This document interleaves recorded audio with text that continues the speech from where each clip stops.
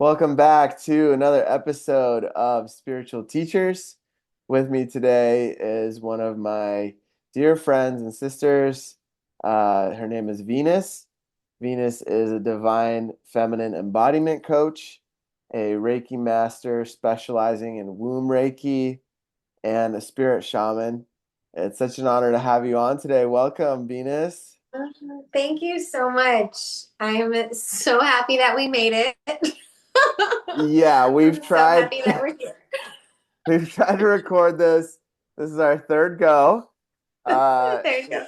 there was all kinds of internet issues and all kinds of things that didn't upload Yeah. on time. So here we are with the final version for this one, and I'm sure there'll be Yes. more. But yeah, I mean, today we're gonna try. Let's see where spirit takes us. But we're gonna start by sharing about Venus's awakening journey.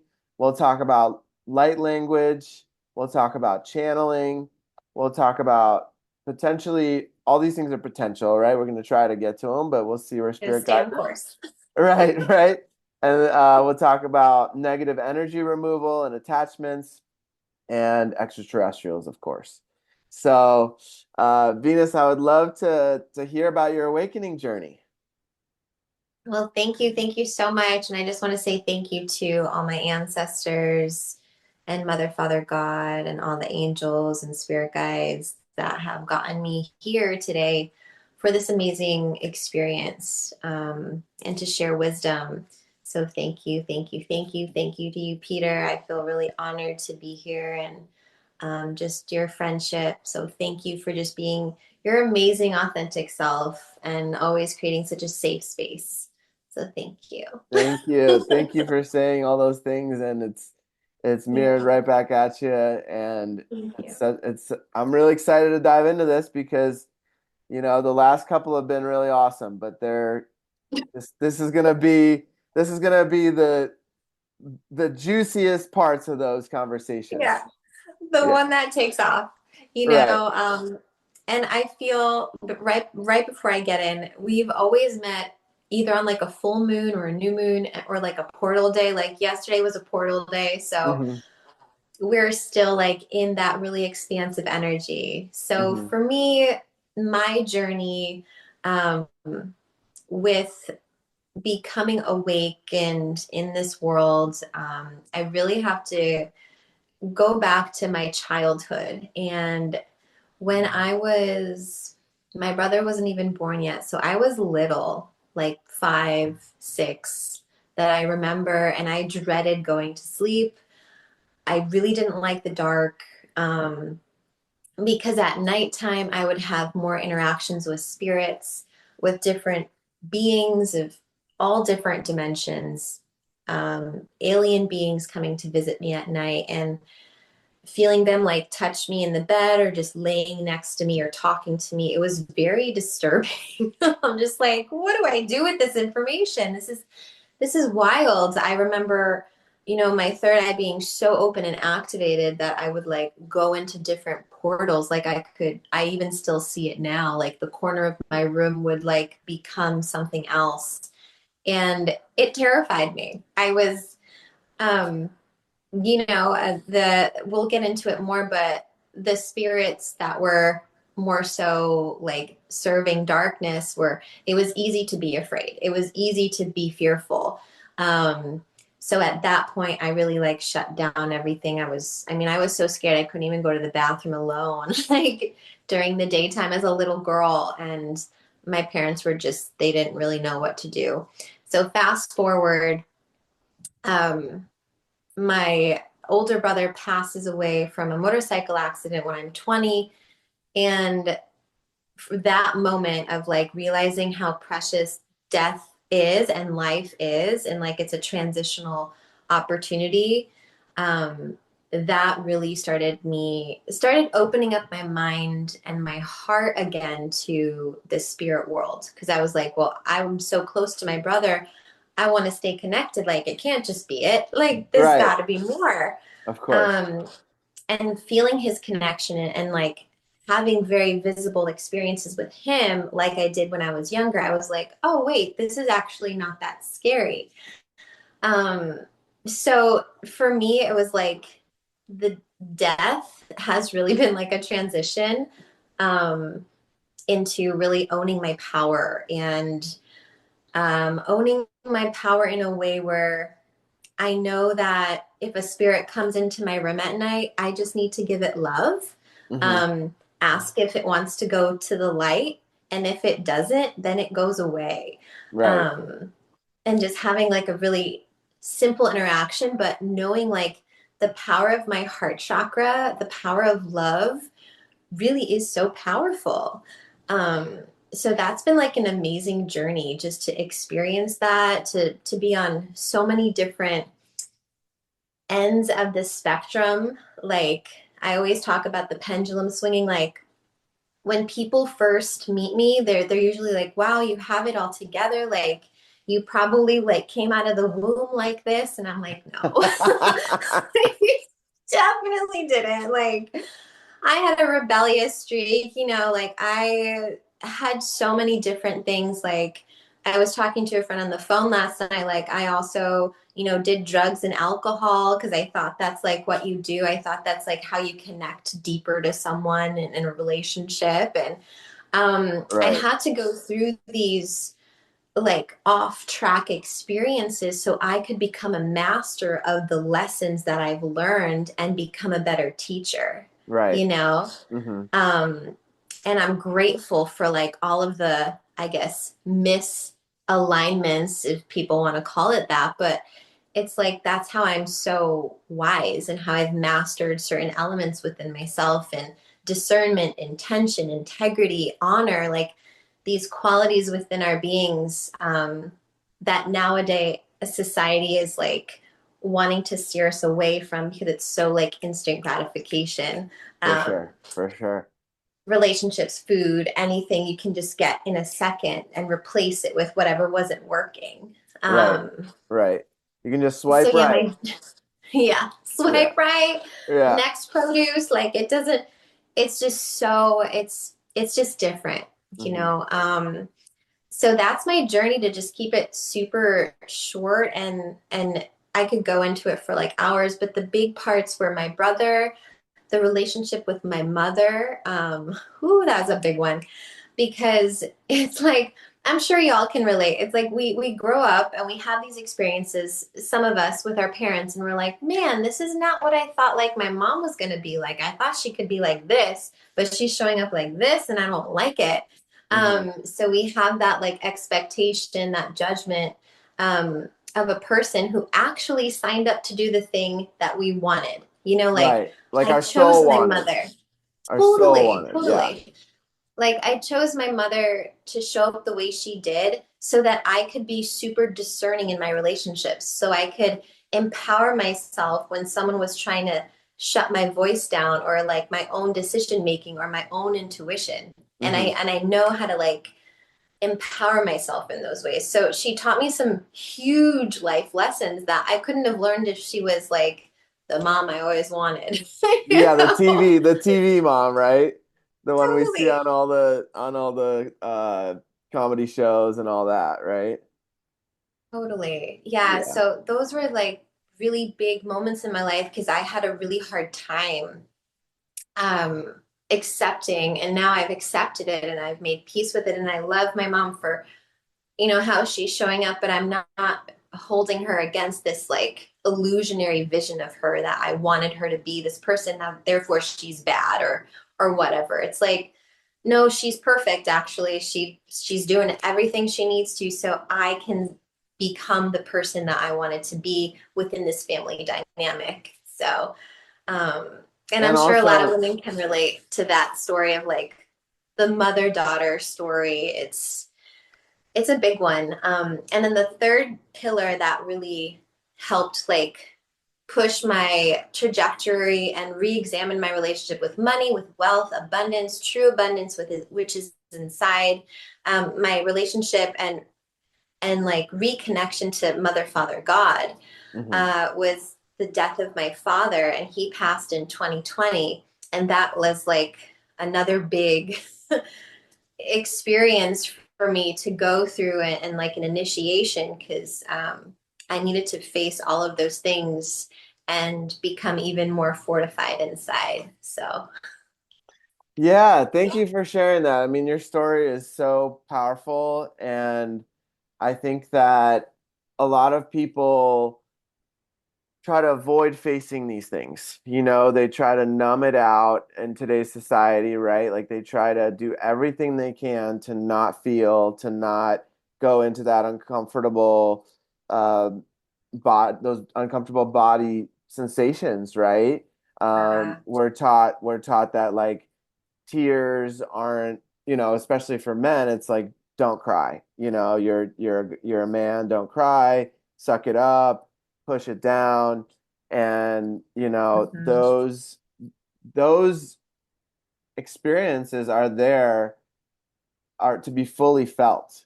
And it's not going to go anywhere when you push it down. It's just going to eventually come up as anger or frustration or mhm. in these ways that are really unhealthy.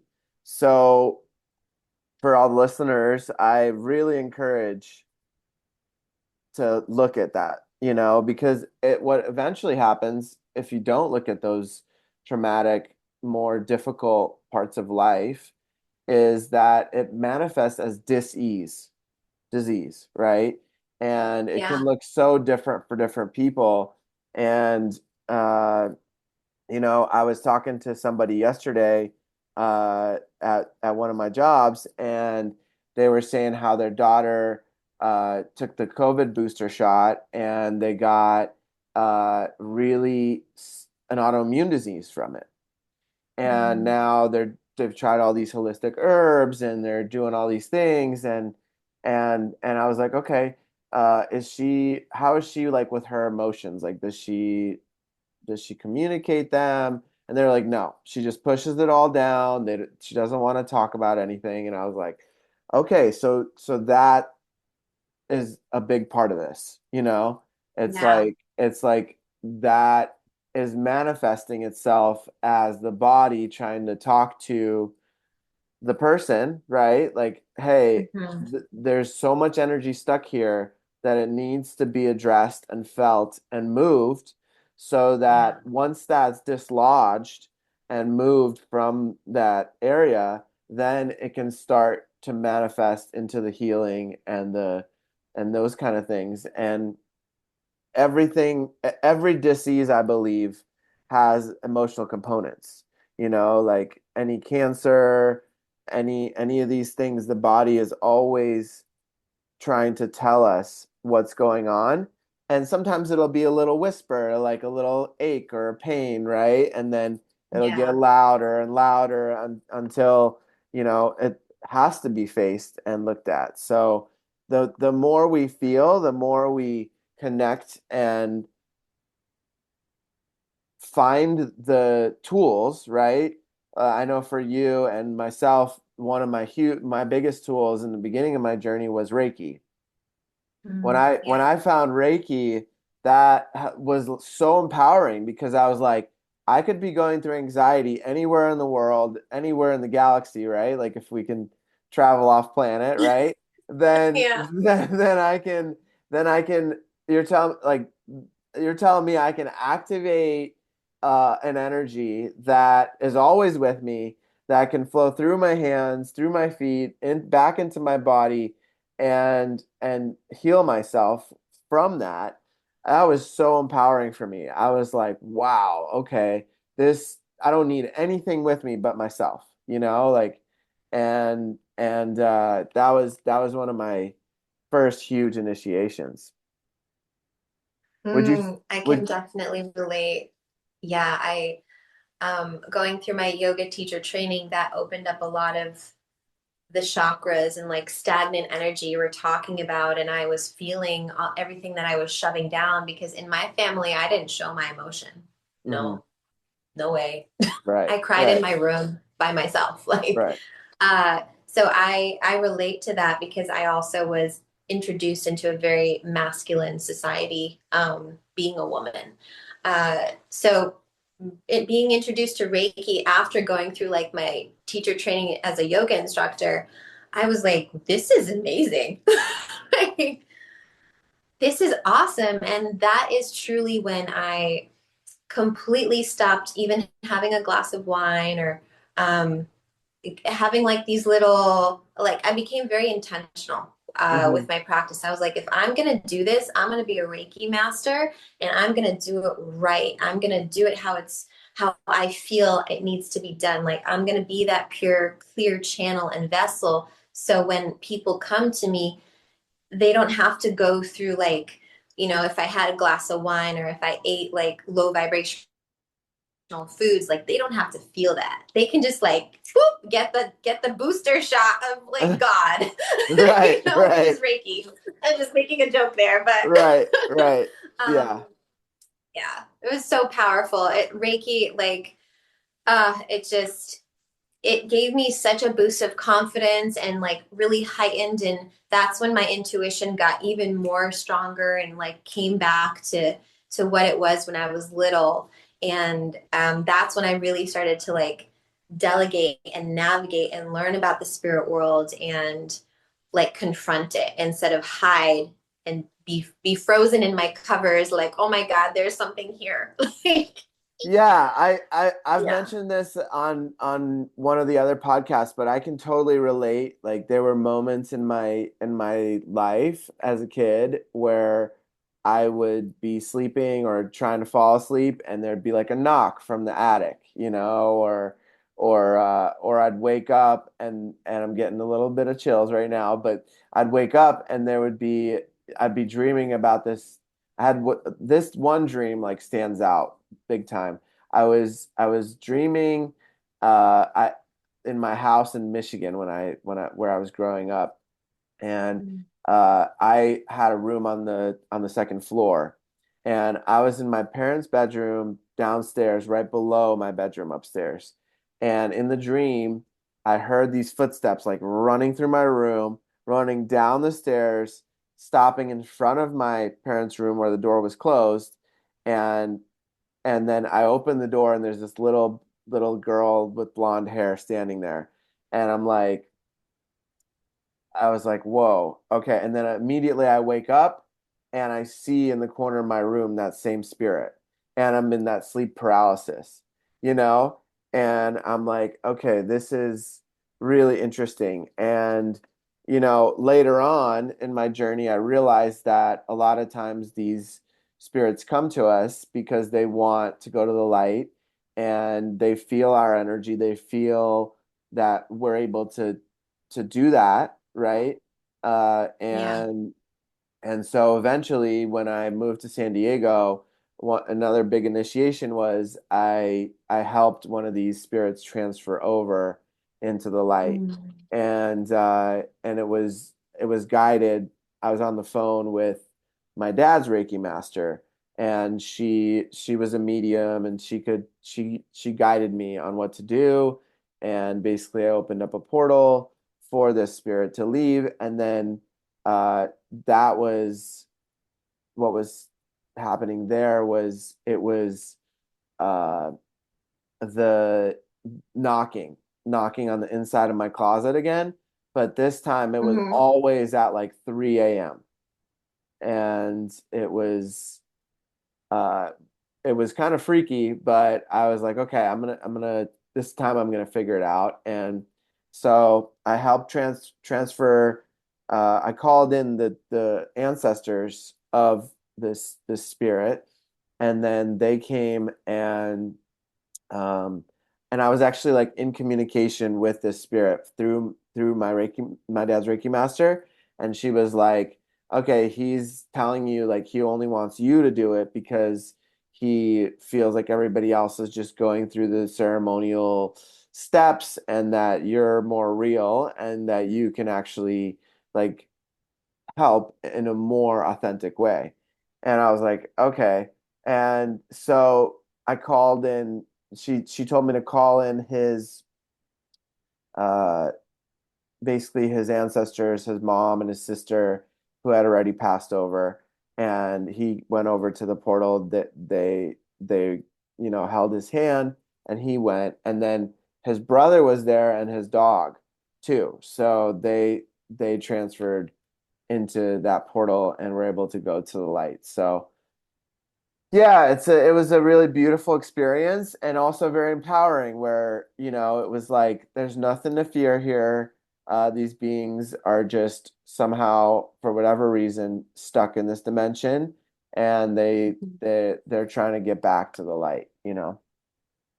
Yeah.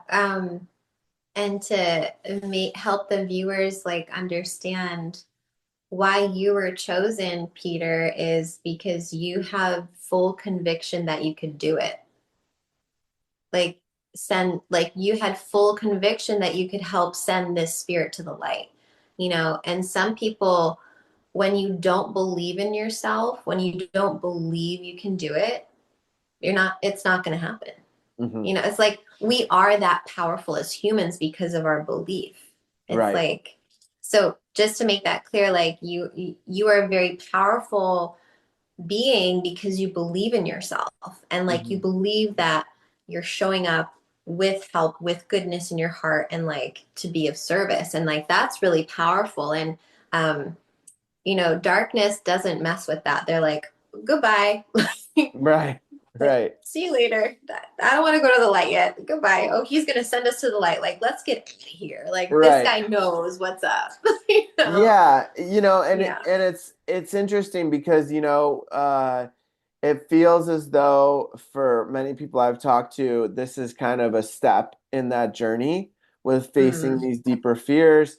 Even if you look at the story of Buddha or Christ, these Yeah. spiritual masters, they had to sit and face these entities and these more dense beings that may not be serving the light or may be serving the light just in a different way, like of guiding people through what they don't want.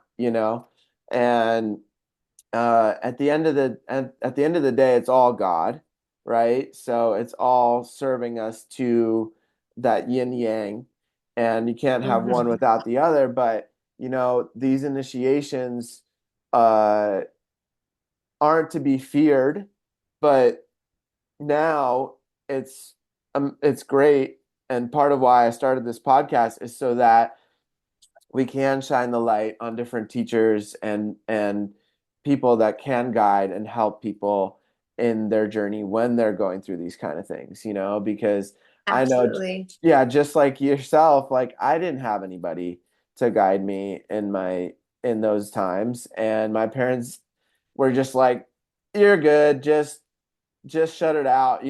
When it got really crazy was when I watched The Sixth Sense.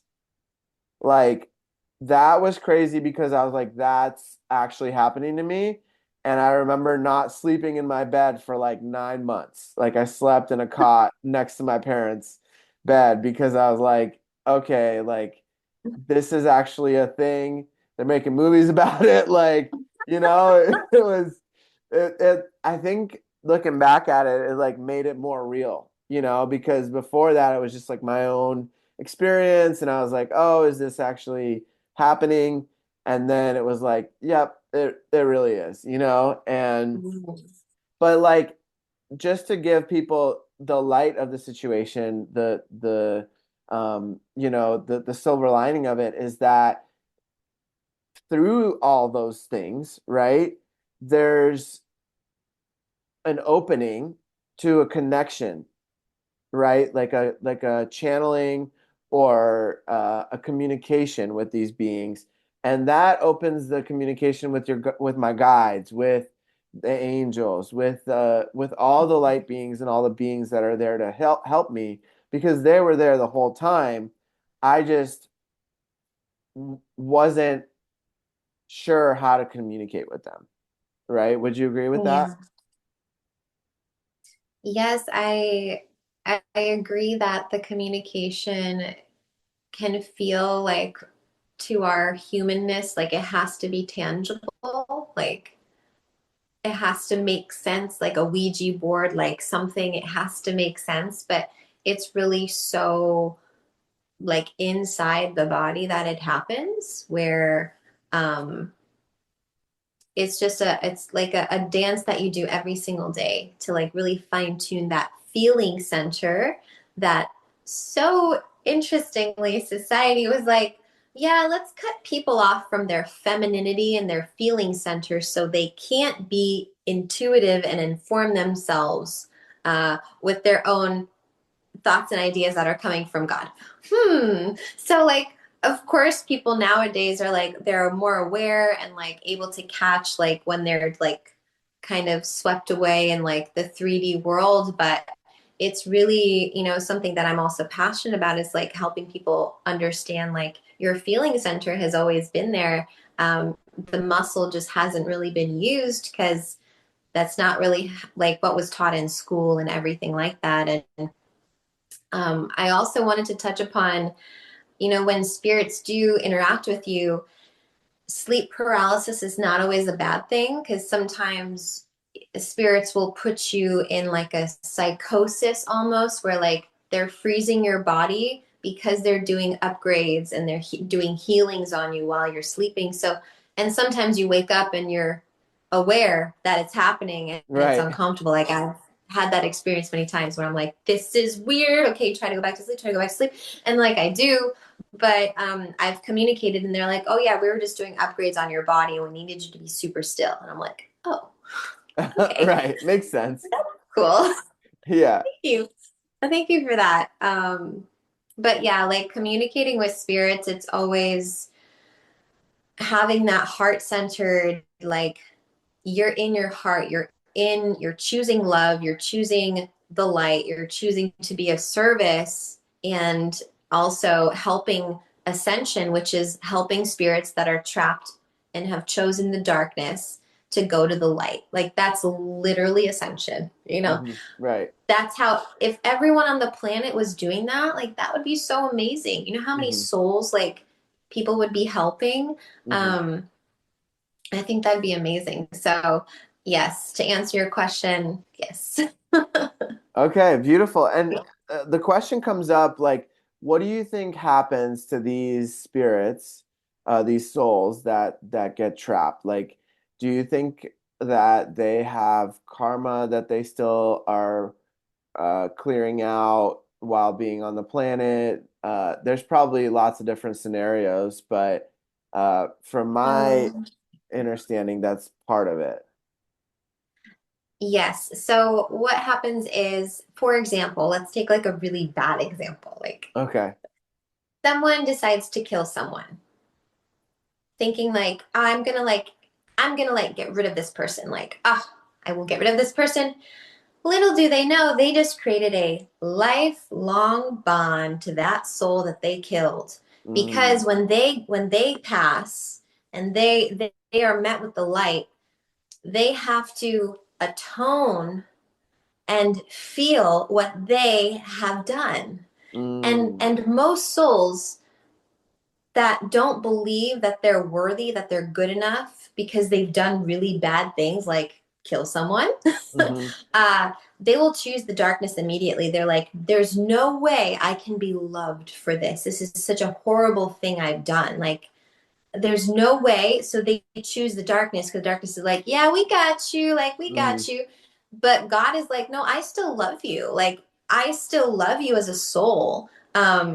But that moment and that feeling, most souls are just like, I don't understand how I'm worthy to go up there.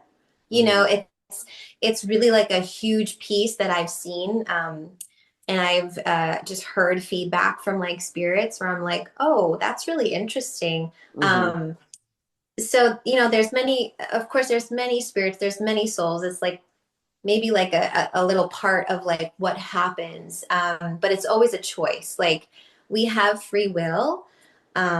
And so we get to choose. And God is like, you can choose whatever you want, and also we create what heaven or something else looks like. Like hmm we create that in our mind. So if we're like, oh my God, heaven is amazing. Like I get to play with my friends. I get to go to the beach. It's like so fun up there.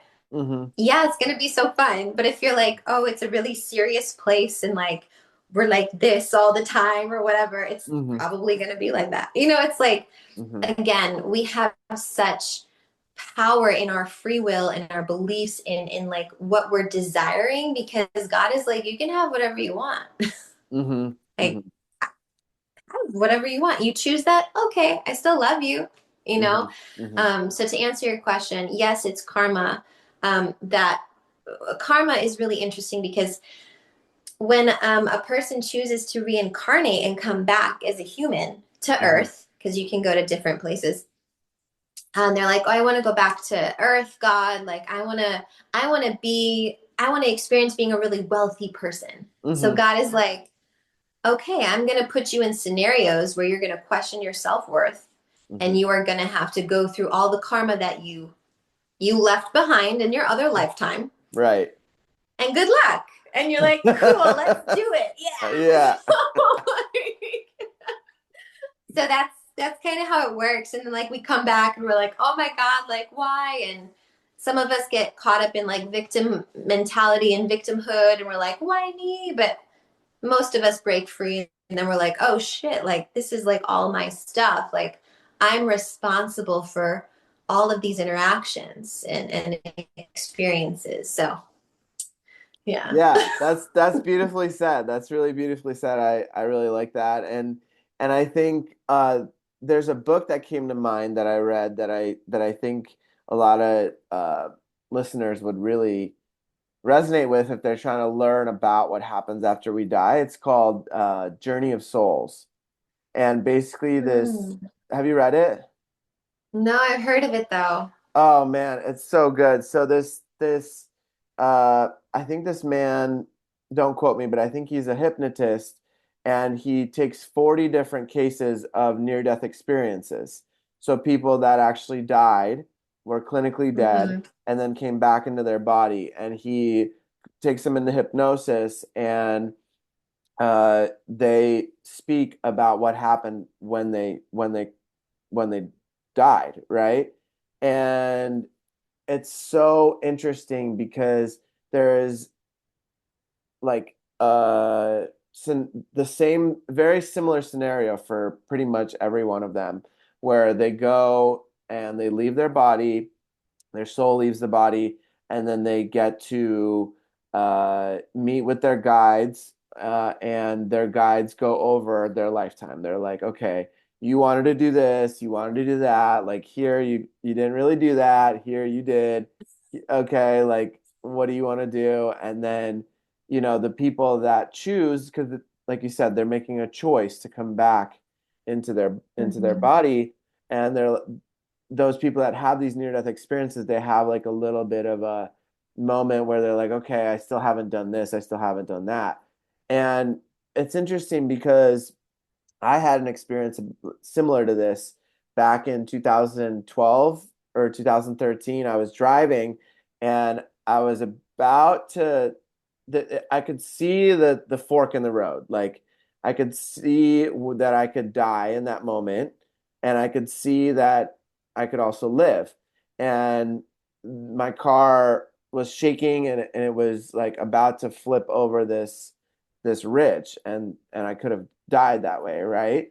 And it was this moment before my awakening, like before all that, it was like my this voice came and it was now I believe it's my higher self or one of my spirit guides, and the voice was like, are you ready to leave? And I was like, I haven't even started doing anything I came here to do yet. Like I remember saying that. And they were like, okay. And they moved the car to where my tire stopped right in between those dividers. Like, there's the guardrail and underneath the Uh-huh. guardrail there's dividers. And my right tire got stopped right in that divider, whereas it could have flipped over the cliff. Wow. And so I remember like I didn't get hurt at all. I was fine. Like everything was like it could have been really bad, but Yeah. I chose to stay And I remember like, okay, now I gotta it like give me a little bit of a boost, right? It was like, okay, Mhm. I want to start really doing the things I came here to do, whatever that was, you know? And this was, you know, 12, 13 years ago. So, did you ever have any experiences like that?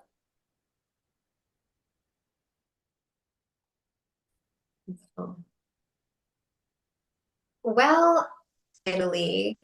Um, my dad and my older brother at the time like went to go get ice cream or something, and my mom went into labor. Long story short, she was not able to like articulate like her water broke, baby's coming. And so by the time the doctors and nurses figured out like baby's coming, me, I had drinking my mother's womb water and pretty much like was dying. And I remember even right now, like every time I tell this story, it's like I remember being like literally like emergency C-section ripped out and like put into an incubator.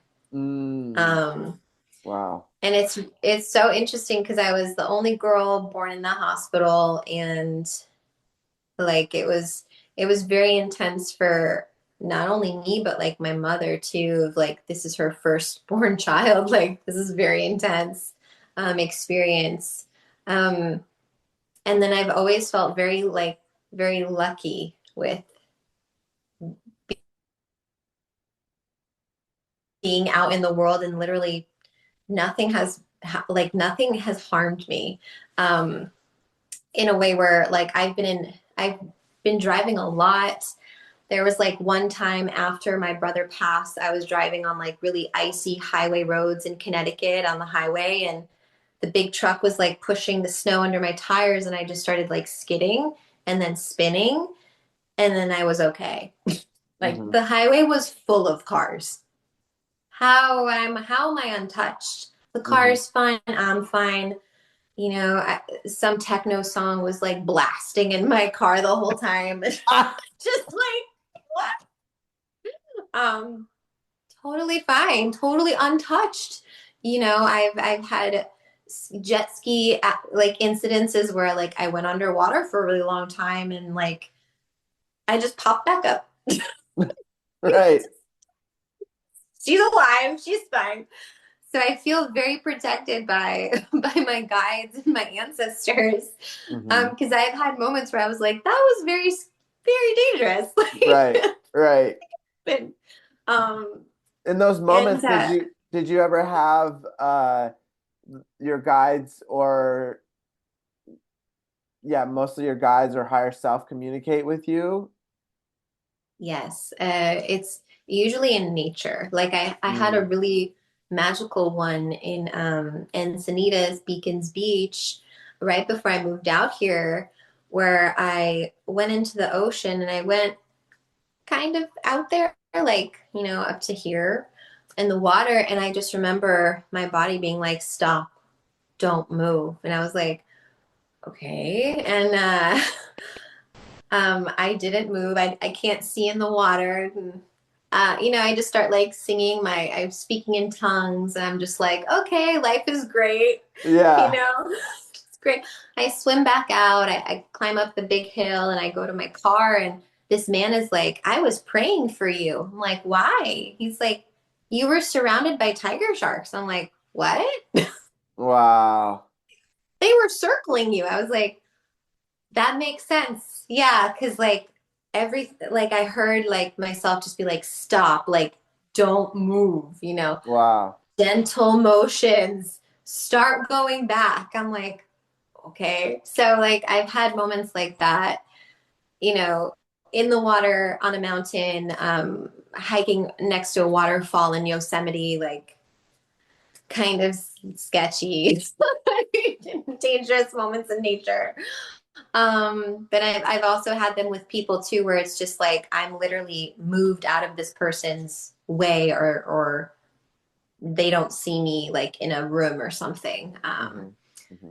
So yeah, I hear my voice often, and sometimes it's interesting because I'll hear my ego and I'll hear my higher self, and my intuition, I call her, and my intuition's like, she is gentle, but she's got a strong voice. Like I can hear her. And then Hmm. my ego is like anxious. Mm. It's like I hear her, but she's like anxious. Like do it now. Like go now, go now, go now. Like, and I'm like, okay, let's dial it in.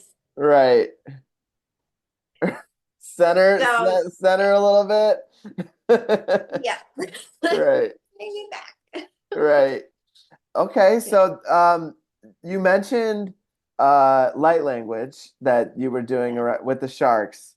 I think so that brings up a beautiful experience that we had together where you organized a retreat out in Kauai on the Yeah. Hawaiian Islands, and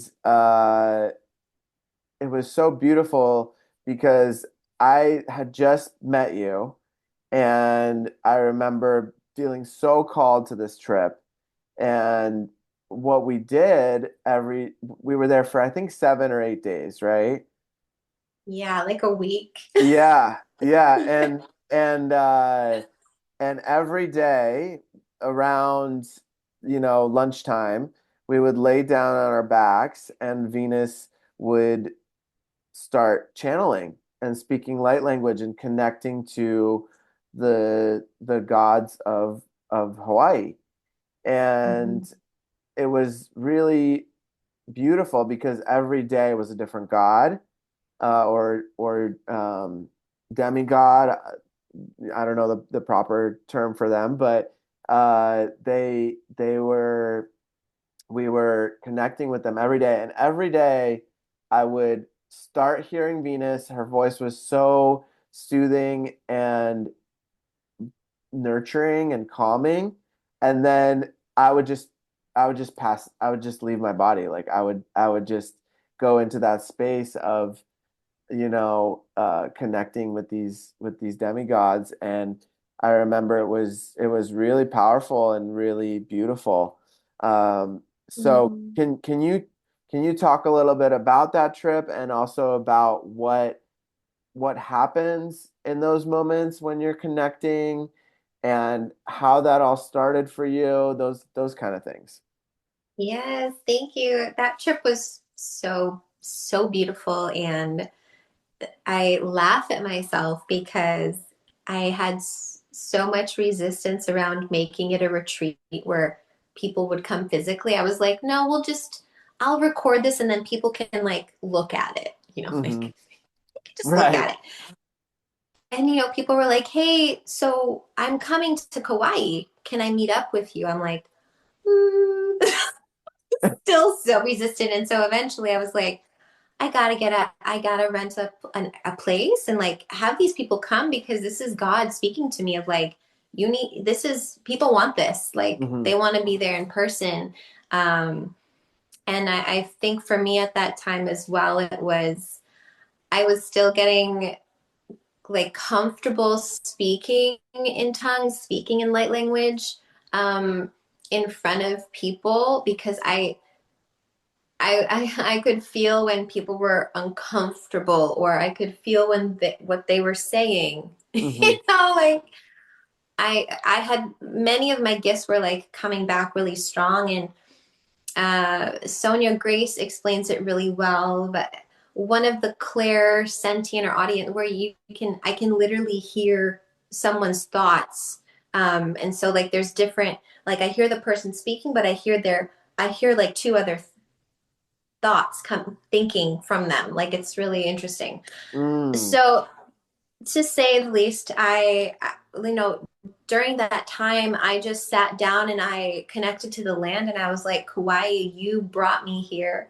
Um, I had this beautiful vision and download of this retreat called the Sisterhood of the Pearl. Like it just came through one of my high priestess trainings, and they're like, "Oh, you're going to Kauai to like really help heal and activate the land and like do some really fun things with really fun people." Hmm. And so, when I would go into those states, it just comes naturally.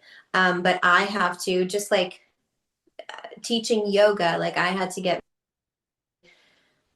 still and calm and centered in my body and like make sure that I was in deep love and in deep joy to bring through these transmissions. Hmm. Um, because that's where you get the highest quality of a transmission, like of a channeling. It's like when you're just like, I am so happy right now to like bring this through, like, yes. And people will feel just like that elevation of that energy. And also it clears the space. Like only high vibrational beings can, come through and express their healing, their message, for everyone specifically that said yes.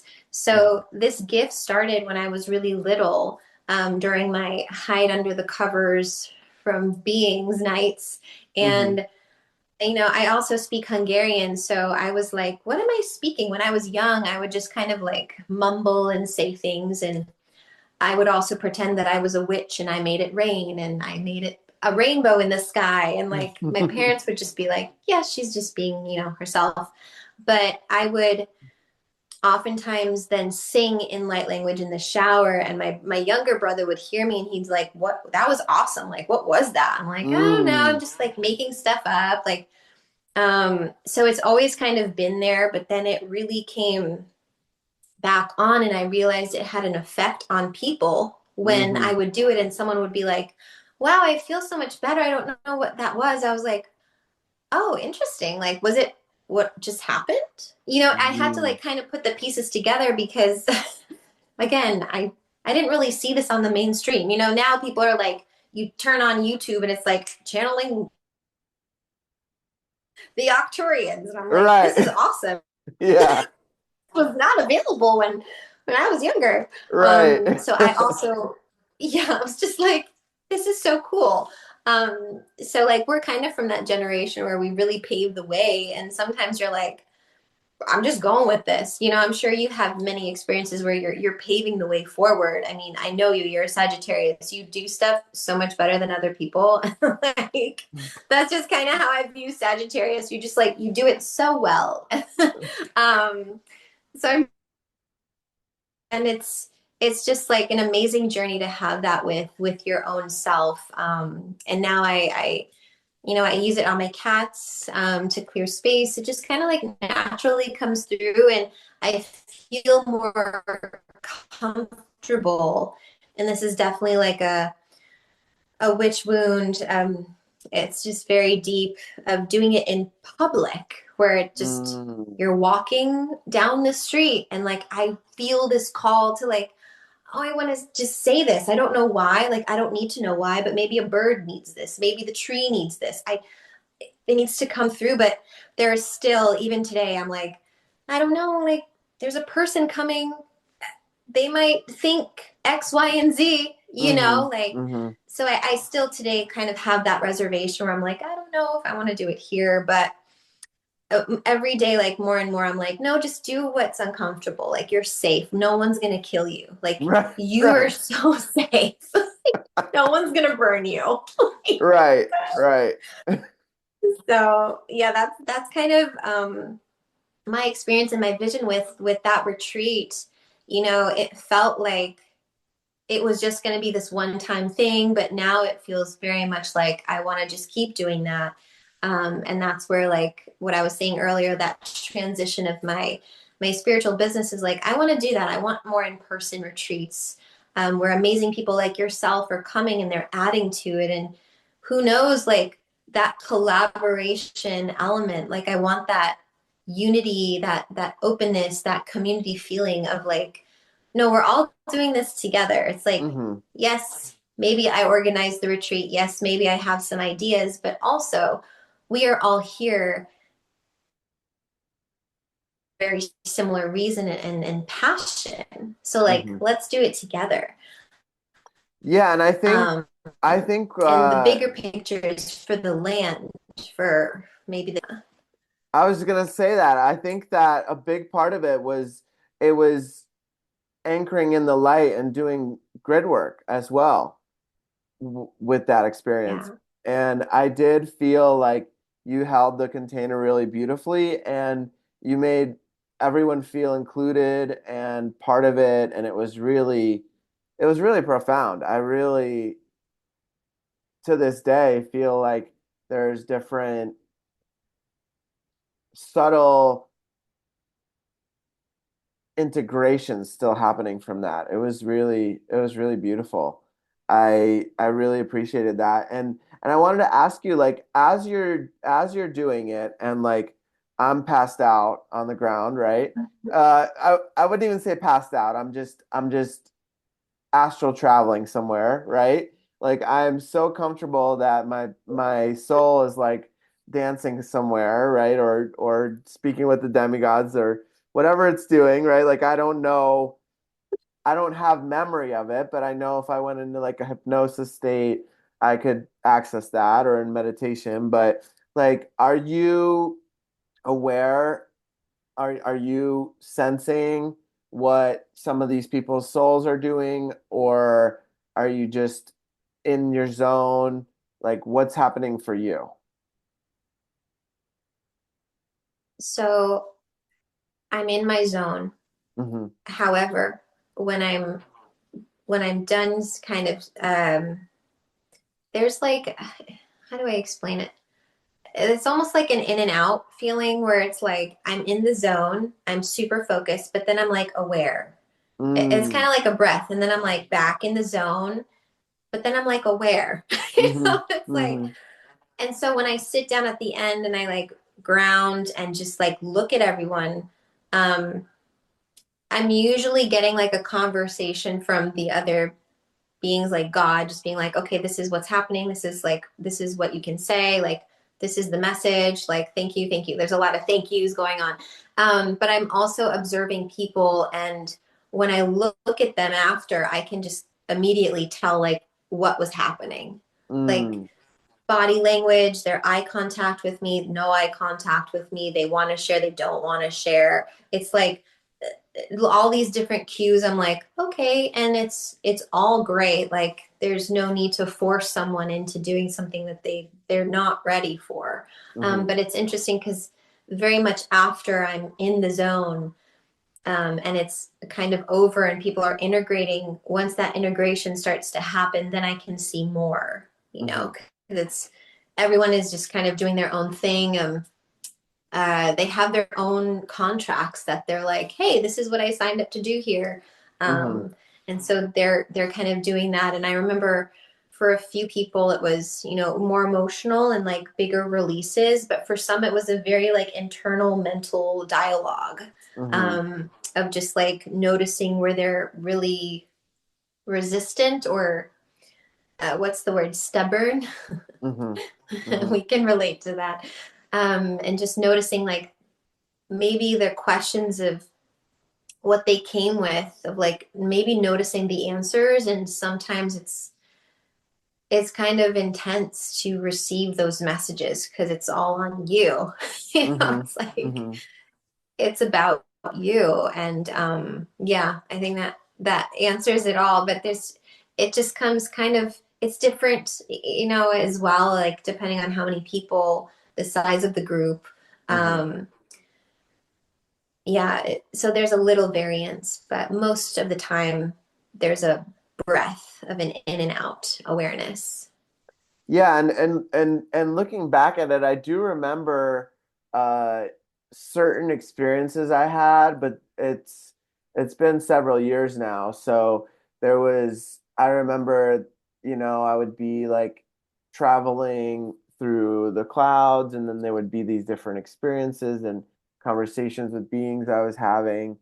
And yeah, it's a vague remembrance, but I remember it was very impactful for me in the moment, in the experience. So yeah, Wow. that was really beautiful.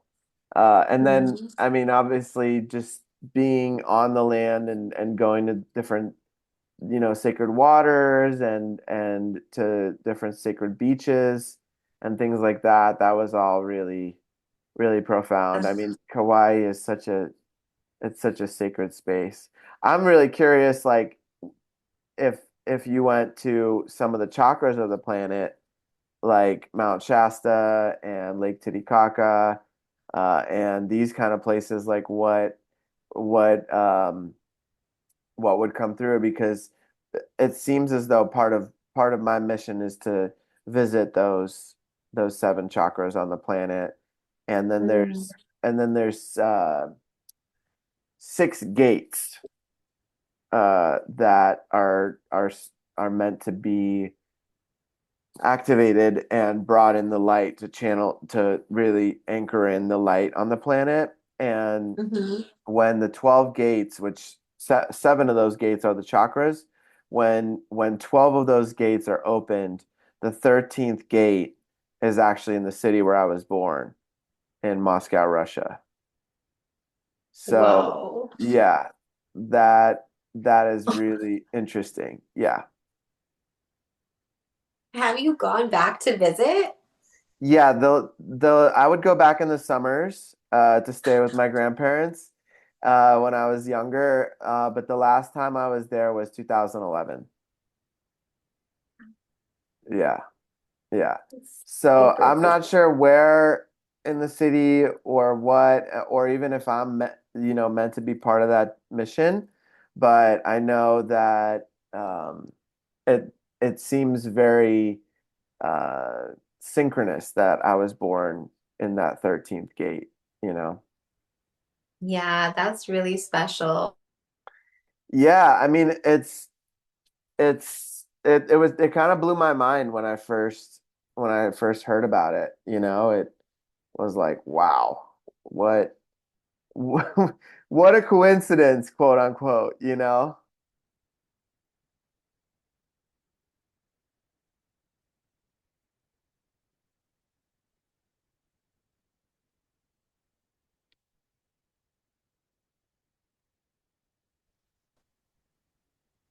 Hello. Hello. Hi. Yeah, so I was just saying, like, what a coincidence that that was that location, you know? And Yeah. uh yeah, so what I've heard Bashar, um the man named Daryl who channels a being named Bashar, and he talks about he's all over YouTube and Instagram, and he's got the bald head. A lot of you may have seen him, and he has a documentary movie.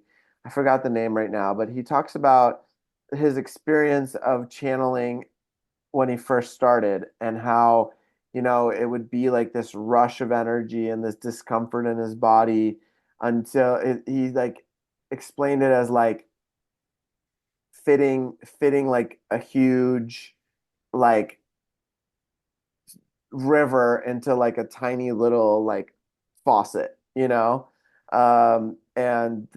what he meant by that was like the frequency of these beings that are in these higher dimensions that he's channeling, kind of Mm. coming into this human body, and it like filters down into this very condensed frequency for them because they're at such a high frequency. And um and so, have you ever experienced anything like that? Like, what is your experience with bodily experiences and sensations when you first started, or as it's been evolving? So what just kind of always happens is my body will do like a motion, like either a rocking forwards, backwards, or side to side, just indication that my frequency is rising. We're going higher.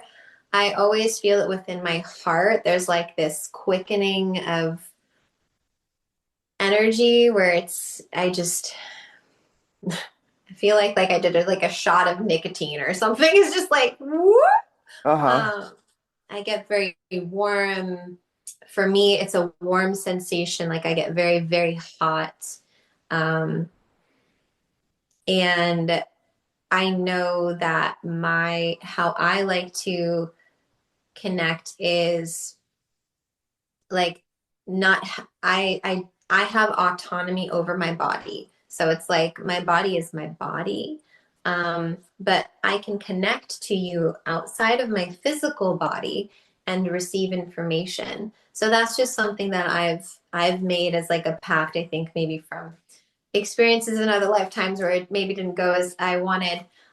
So like this is very much like a sacred place where nothing else can come in and like fully swap out Mm. um me. You know, Mm-hmm. it's like I am the one who gets to filter the message to really connect in and be like, is this coming from the highest truth of love, before I like bring it through. Mm-hmm. uh so that's just been my journey, and also like navigating.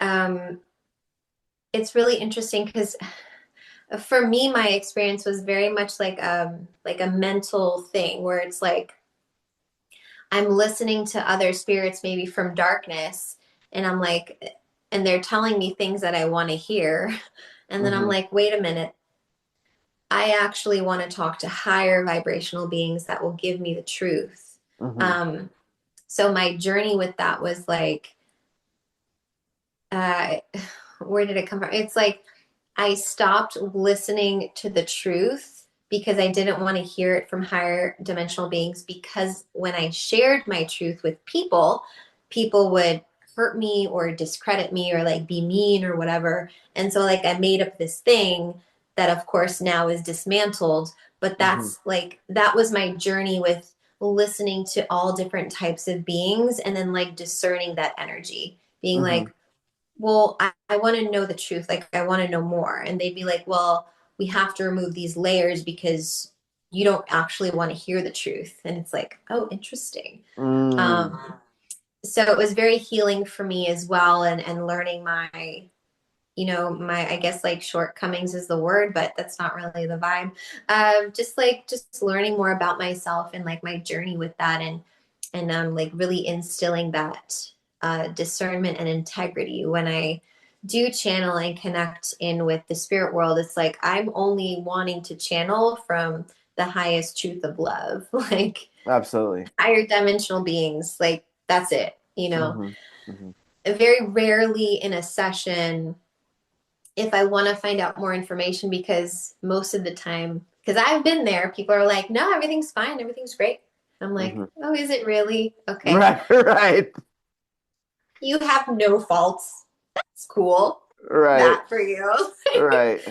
So I will ask the spirits that they're actually talking to, the darkness. I will ask them. I'm like, so why is she choosing to listen to you? And they'd be like, oh yeah, she's got this going on with her mom, this going on, this. She doesn't want to face this. So we're just feeding her more of this. And I'm like, oh, Mm-hmm. cool. Playing into her illusion. So And yeah. they're feeding off of that. That's kind of the relationship there. So, this is a great segue into people that are ready to remove these types of attachments and entities and things like that. Uh, can you talk a little bit about that? Yes, it's like it sounds so simple, yet it's like Right, right. so your attention is everything. Okay. Where your attention is, where your focus, what you're listening to. Um, the spirits are trying to get your attention all the time. Hmm. All the time. So where you're choosing to focus your attention is what you're going to be receiving more of. For example, you know, if you hear, it's so clear, like go out into the world and just talk to people, you will be mirrored what is going on with you. You know, Right. like if a friend comes to me and she's complaining and she's in victimhood, I'm like, oh shit, I'm listening to stuff from the darkness, you know, because I will see it in someone else and I'll be like, we got to shift this right now. My attention, they've been feeding me stuff I want to hear. You know, like we all know what that is. Like they're feeding the stories that keep you small. They keep you in that, well, I'm not going to, you know, make space for this person. I'm not going to open my heart or whatever it is, like to keep you in that small story because Hmm. they get energy off of your fear. Right. um So in order to clear stuff like that, and I clear every single day. I don't think it's like one and done.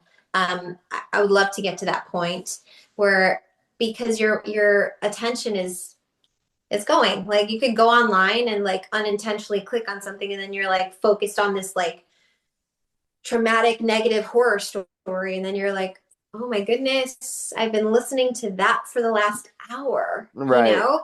And so more of that is going to come into your field because you've been listening to more of that. Mm-hmm. Um so the way that I clear it, here's a few ways to do it.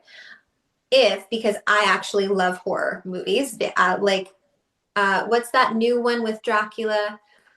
Nosfertura. I just butchered the name. Nosfertura. I don't Y'all know. get it. We're into it. Uh-huh. Beautiful romantic Dracula love story.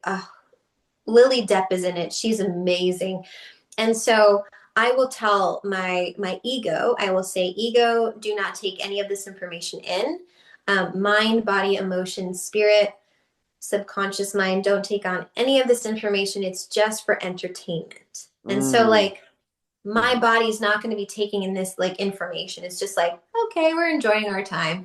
Mm-hmm. Um, and that's one way to clear the dimension of your mind. Mm-hmm. Um, and then another way is, if you're journaling or if you are having a conversation with a friend, is being aware of the discussion. Is it which channel? Is it like a fear-based discussion, or is it a love-based discussion? And notice if you can try to pivot it. Of course, it's from like fear to like a love-based discussion, because that's going to help you filter. So for example, if you choose to listen to someone complain for an hour, darkness is going to be like, oh, she easily like will choose to do that, so we're going to give her more of that. Like, Mm. she doesn't have boundaries against this. But if you choose not to, like, if you're like, hey, I'm so sorry, like, I have to actually go, or if it's in a text message, you just don't reply. Like, you don't have to reply, because if you're choosing to engage, it's like, again, you're making a choice. Like, this is what I want, this is the energy I'm focusing on. Mm. And this is a lot deeper of a topic, because people will have guilt. Well, I wouldn't want to treat someone like that. I would want to reply to a text and like give them a nice message. Do you though? Like, why are you feeling guilty? Mm-hmm. It's like, it's so deeper than that, but that's, I feel like, for another topic. But I experience that as well, because I'm human, and I will catch myself when I'm moving from guilt, and I'm like, oh no, no. I don't want to move from guilt. I only want to move from love. And I will literally stop. I won't reply. I won't respond to someone, because if I'm moving from guilt, darkness wins. Right. End of story. Or if I choose to stop myself and go back into my heart and be like, what's really beneficial for me? I'm choosing God. I'm choosing God consciousness, Christ consciousness. I'm choosing to evolve. Mm-hmm. And that's like, I feel maybe a slightly more rational way someone could just like catch themselves day to day, because we're human. Mm-hmm. Um, and then if you really want to like sit down and clear yourself, you just have to ask your ego, or your emotions, um, what are you listening to right now? Are you listening to love? Are you um, moving from a place that is empowering? And so these are like deep journal questions where your ego will tell you the answer, because it's here to be your assistant. It's just going to tell you, yeah, I'm actually like reliving this story from your childhood and playing it out in every romantic relationship because you want to feel safe and in control. Mm-hmm. Okay, can we not do that? Right. Right. So, and because spirits are always listening, once you start to establish this authority with yourself, they're not going to want to stick around, Mm-hmm. because they know you willingly can send them to the light. It's so easy. I'll Mm-hmm. just sit in bed and be like, little girl, because I like to play with my inner child. Mm-hmm. I like to make it fun. Mm-hmm. I'm like, little girl, take your magical wand and find a really creative way to send the darkness you've been listening to that makes you feel bad about yourself and send them to the light. And Mm-hmm. then I will wait, I will yawn, my eyes will water, maybe I'll take a really big deep breath, or I'll just feel different Mm-hmm. and I'll know it's been done. And it Mm-hmm. really is that easy, you Mm-hmm. know? But I've gotten to a place where I really believe and I have full conviction that I can do it because I've done it so many times. Mm-hmm. And it's just like, again, that muscle needs to be practiced. Yeah, and to add on top of that, I think there's a lot of tools out there for people to move and manage their energy. And Yeah. like you mentioned, it's a daily practice, right? It's like taking a shower for Mm-hmm. your energetic body, right? And so like what I work with every morning is hape, which is like a tobacco snuff from the Amazon that is meant to feel my body.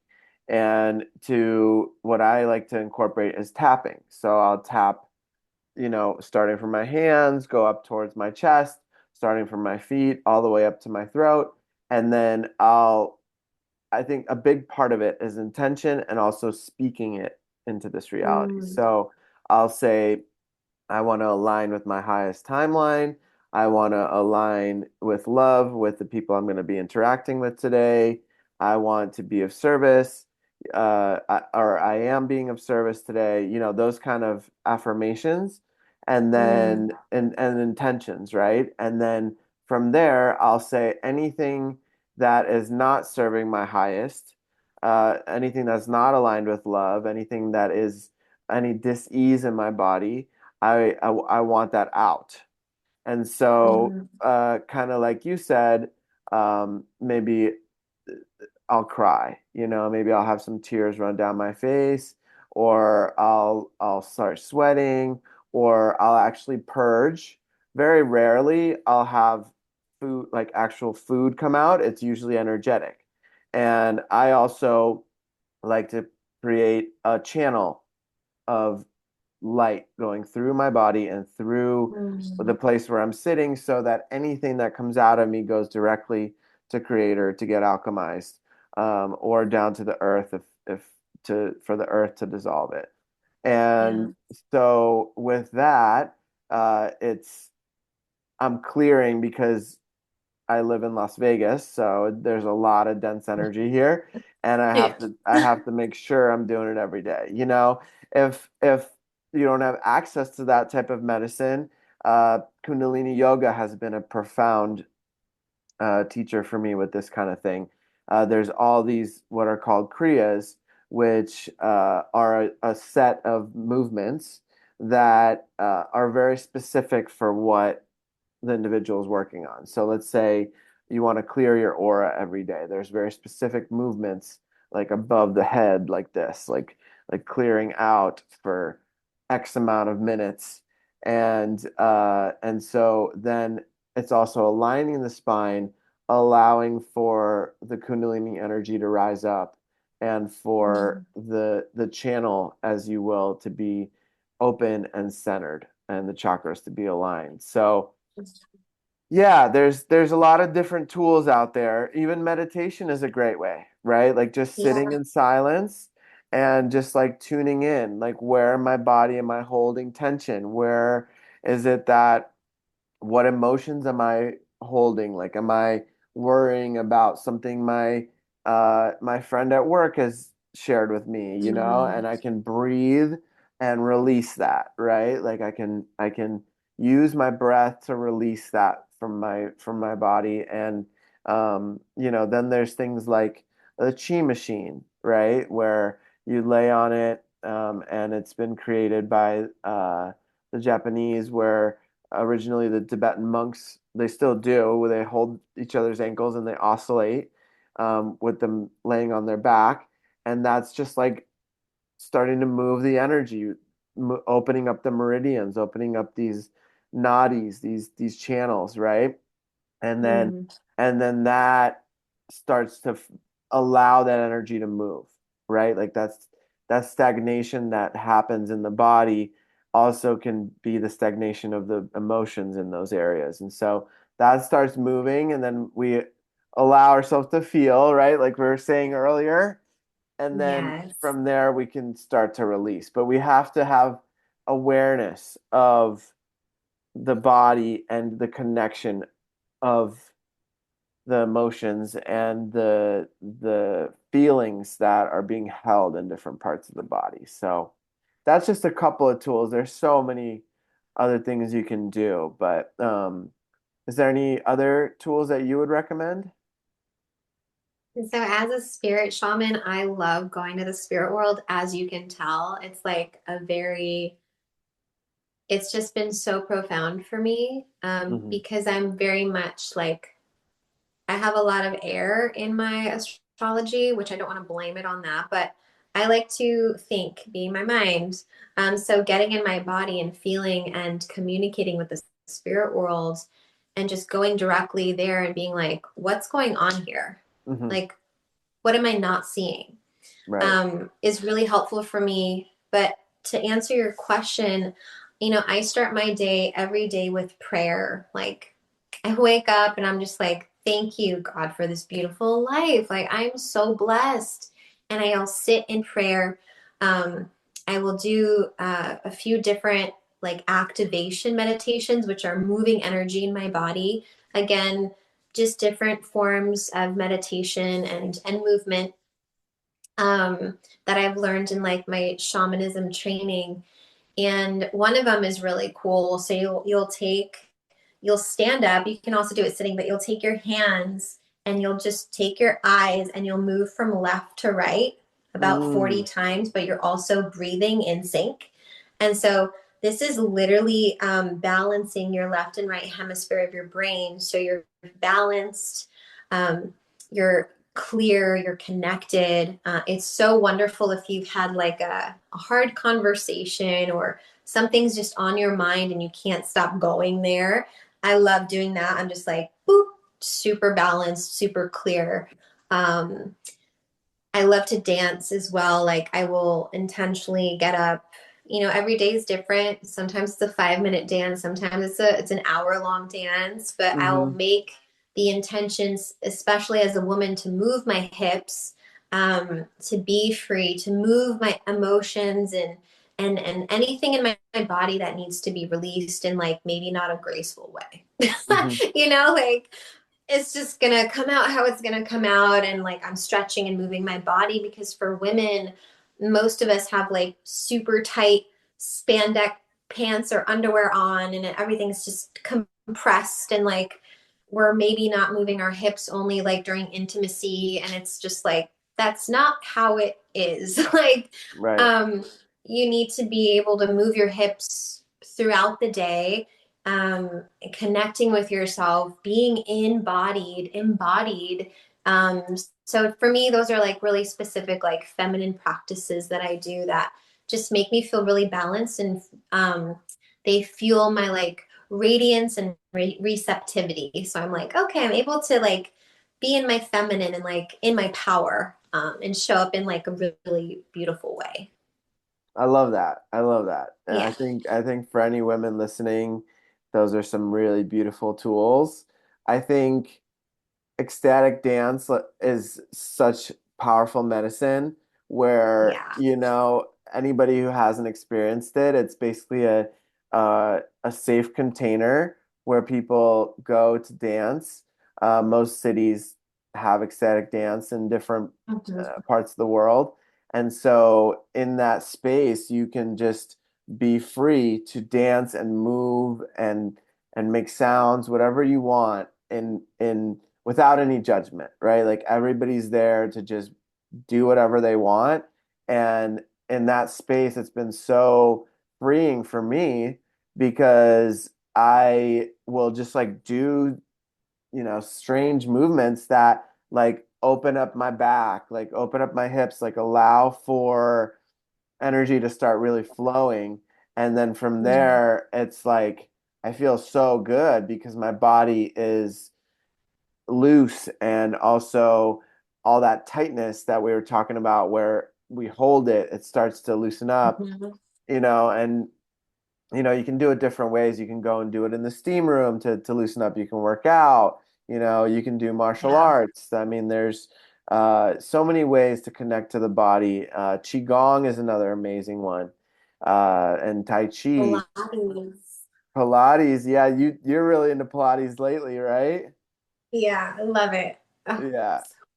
I don't think I've ever tried it. I know it's amazing for the core and for overall body strength. So, yeah, I know that that's an awesome practice as well. Any type of sweating, right? Like allowing mhm. sweat, like moves that energy. Hot bath. Right, right. Yeah, I heard I heard a podcast the other day. Um, it was a Theo Vaughn podcast, and he had uh, oh my gosh, what's the comedian, the African American comedian that has the oh man, I'm blanking out on his name. He has he usually straightens his hair and he kind of like dresses like a pimp. Uh, and he's like Cat really Williams. yeah, yeah, Cat Williams. Yeah, you knew it. I knew you'd get it. So I don't know why I was blanking out on Cat Williams for a second, but basically he talked about how when you're in water, he says he does a lot of baths and things like that, and when you're in water, the denser energies can't touch you.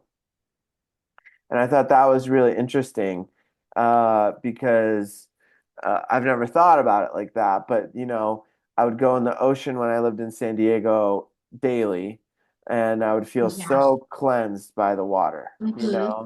And I always feel so good going into a body of water. And it makes so much sense that um, especially if you add Epsom salts to the bath and essential oils and things like that, it really starts to cleanse the body. In different cultures, like in Mexico, they have baños where they use different herbs to help to cleanse the body for X amount of days. So many Mm. cultures around the world do that, and just using the frequency of these herbs to elevate and cleanse the body when it may be, feeling a little bit down, or the frequency may, you know, be a little bit lower for whatever reason. Maybe it's, Yeah, you know, I so, love baths. And I love that you can program water as well. Like I like to mm, sit in a bath and I'll listen or I'll watch something that's like what I want to be in the energy of, like love or excitement or like peace. I'll have that on because I'm tuning the water with my emotion.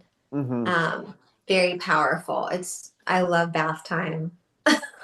yeah, it's awesome. It's another great way to clear and cleanse. Yeah. So I think to wrap things up, it would be really awesome to hear one or two like really far out like extraterrestrial experiences. Oh my gosh. Okay. Okay. Done. Easy. Okay. I'm ready. So, okay. So in 2021, I'm I'm going to Egypt, so it's kind of a big thing. I'm going to Egypt. I felt the call. The money came in like I'm like, "Oh, I'm like destined to go to Egypt on this like sacred pilgrimage with 22 women." It was like so amazing, Wow. life-changing. And before I'm like going, I'm having more and more visitations. Now, I'm at this time living in Vista in the middle of nowhere in California, just like out there, hmm nothing around. And let me tell you, I have one cat at the time, Shiva. Uh, and I just noticed that she's terrified of something. And I'm like, a cat scared? I haven't seen this before. hmm And she's just like under the cover next to me. I'm like, this is like so unusual behavior from you. Like, Right. what is going on here? So I wake up and I'm there's like multiple things happening at the same time. I hear my ancestors cheering. And I'm like, I'm waking up to like clapping, whistling, like I'm just like, what is going on? Like, there's no one around. Like, I don't have neighbors. Like, this is so interesting. And then I'm also hearing the landing of a spaceship on my on the sea on the roof. Oh, wow. Like like like when you hear a plane, like it's like everything, like it's full on happening, and I'm like, what is going on? It's Wow. like 3 o'clock in the morning, of course. And then it gets better. I hear all of these little grays running around my like one bedroom, like out there, and they're just like running around outside, and I'm like, okay, I'm getting a little uncomfortable, and I'm also like annoyed because I'm awake. Like, Right, right. this is super not fun. And so then they start coming in my door, and now there's a few like there's like a perimeter around me, like you can't come to a certain point, but like I can still see you. Um, so like there's like this 8 foot diameter around me is like untouchable. And so like a few come in and they're just standing like right by my bed, and I'm like, this is unacceptable. Get out. And Hmm. so I call in my ancestors who were cheering, not surprised, and I just like fully clear, and they leave. This took like an hour and a half. But they leave, but they were coming, and I got like the part 2 download in Egypt. They were coming. This is just, I haven't really talked about this a lot, but they were coming because there are certain codes within my DNA and structure that I hold uh, that have been passed down in my ancestry to be kept safe. Hmm. Um, like these divine union codes. And Hmm. so when I went to Egypt, I then understood why I was like having all of these visitations. Like that was one experience that was pretty like this is wild. I Right. had several like other ones that weren't as disruptive, but when I was in Egypt, I I led this really very emotional like a ceremony with all of these beautiful women, um, where I literally gave like my menstrual blood to the earth. I happened to be menstruating at a very powerful time. I'm giving it to the earth, and then I'm receiving these divine union codes. Mm. It was a very emotional experience. And then I understood why I was hunted and killed in many other lifetimes, from Hmm. not just humans, but just from other beings. Because they're like, yo, I want to get this code. I could make so many superhuman or so many super alien beings. Hmm. And it could be really fun.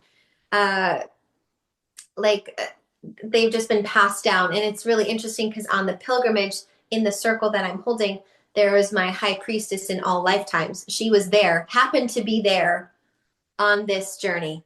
I didn't Hmm. even know she was going to be there. And we Wow. didn't know that that was a thing, but she was so protective of me the whole journey, where she literally was just there. And so um, that was a really powerful moment, because then I started to really acknowledge, wow, I'm a priestess. Like, this is not just a thing I thought was cool or Right. whatever. Like, no, like this has been in my ancestry. Like, I'm a priestess. Like, I've been with Isis. Like, there's just so many beautiful things like we all have as women, like have had many similar experiences. And it was just that was one of the many beautiful big awakenings that happened in Egypt. um, and so yeah, that was a big one. Wow. Because I didn't realize that when I was younger, I was also being hunted. Like, the fear that I was feeling, it was from these like I would have many visitations, but I was scared because I really thought they were going to take me. Like, Hmm.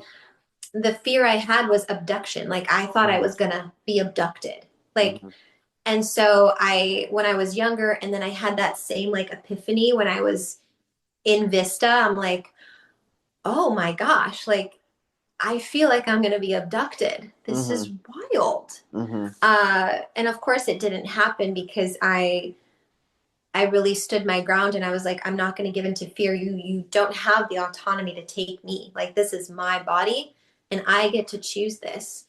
Because they wanted to stop me from getting the codes in Egypt. So mhm, interesting. mhm.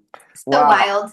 Yeah, that's super wild. Yeah, Is it okay if I ask a couple of questions about that experience? of So, course. so they come into your house, right? Are they saying anything out loud? Are they making any sounds? They are. Okay. And are you telepathically communicating or hearing anything they're saying? I am, and I'm just with this particular type of alien, um, they're not, they're very almost like robotic, like they don't have emotion, they don't understand. They just have they're here for a mission, they want to complete it, and that's it. Like whatever it takes kind of energy. So with them, it's just I just strictly have to keep a boundary and I keep it until they leave. And it's almost like you have to look them in the eye, in the face, and face them, and then they'll leave. Because they're like, oh, okay, like we can't, she's not scared. This is weird. Mm-hmm. We thought she'd be scared, and then we could take her. We don't know what to do here. So Right. then they leave, right? Mm-hmm.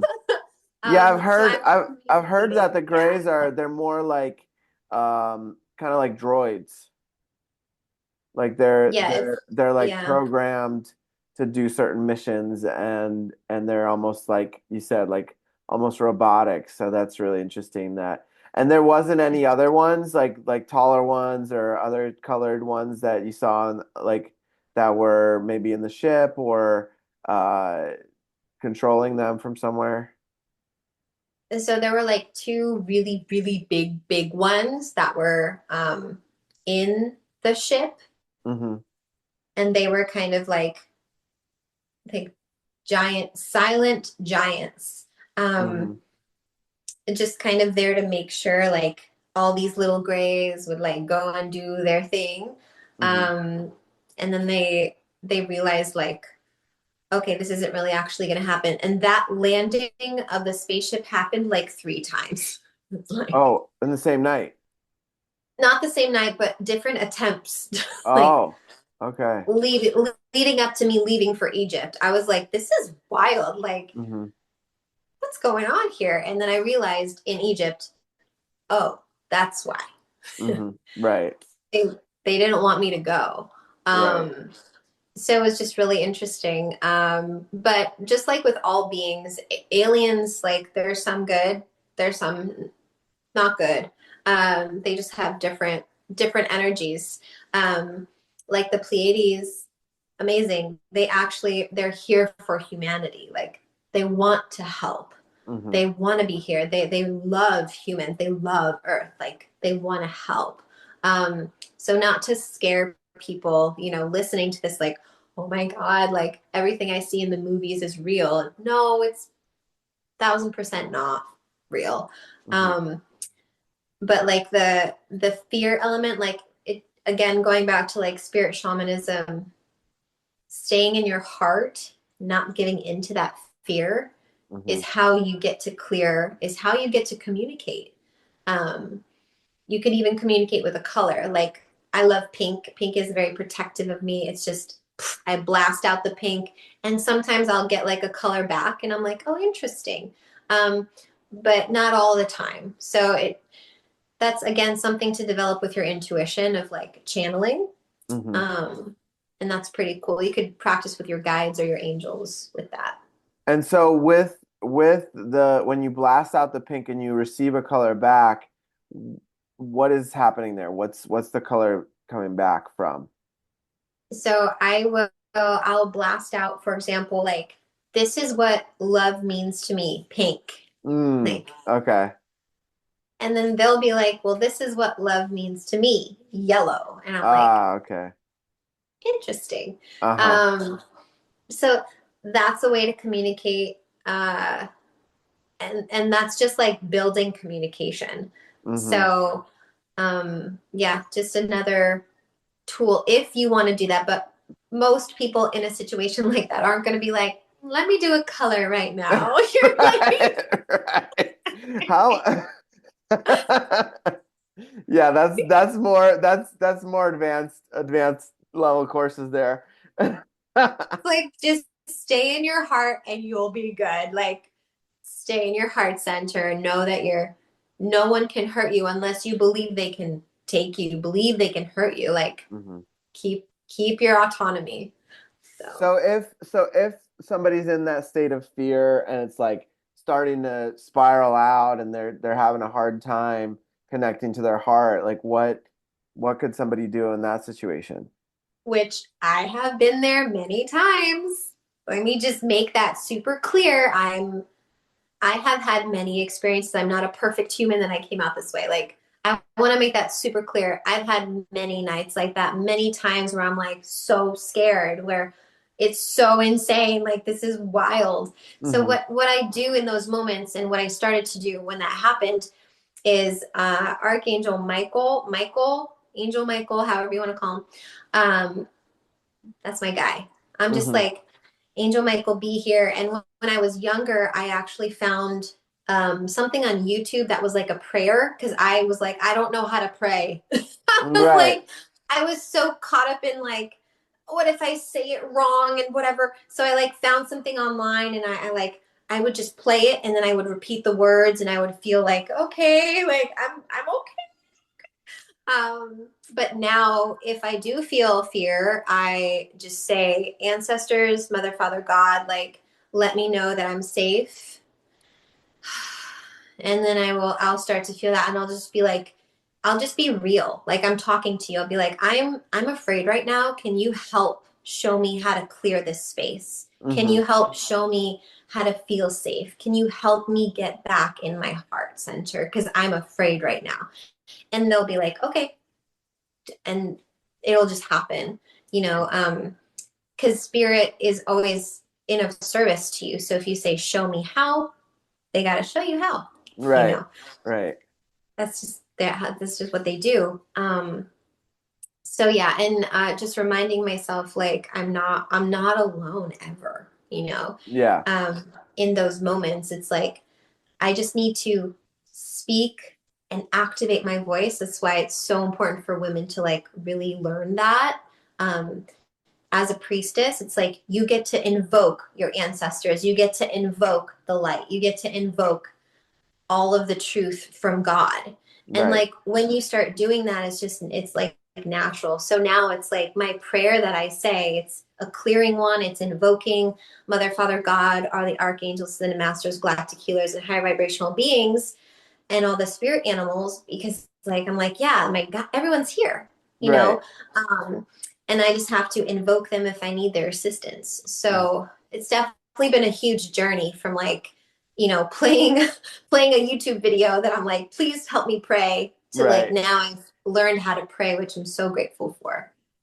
Yeah, I think that's such a beautiful journey, and I think what the key, from everything you shared is that heart like led space, right? Like, and the communication and the telepathy can only happen when that heart is open and allowing.